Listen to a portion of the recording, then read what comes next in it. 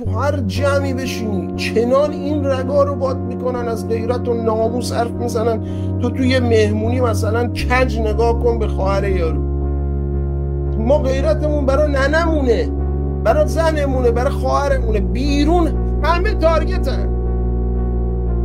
ما که گنده گوزی میکنیم تو خونه و غیرت و ریش و عداوازی، همین ما یه خواهری مادری کسی تو خیابون ببینیم جلو پاش ترمز میکنیم.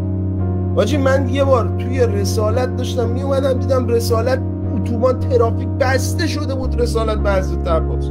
رفتیم جلوتر دیدیم یه خانومه بدبخت بیچاره عجله داشت وایساده بود اونجا. این ملت غیور همیشه در صحنه، سیویل به سیویل، از پراید بگیر تا وانتبار و تاکسی و آجی تاکسی مسافراشو پیاده کرده بود که تو صف شانسشو تست کنه. درود به شاه، نور به قبرت بباره شاه. یه دور اون شاه رو دهنشو سرویس کردیم ما ملت ایران، یه دورم الان هرچی گوازی بیکنیم ما میندازیم گردن آخون. حالا اینا هم میرن، بعدش چی؟ بعدش تو دیگه ترمز نمیکنی جلو خواهر مردم؟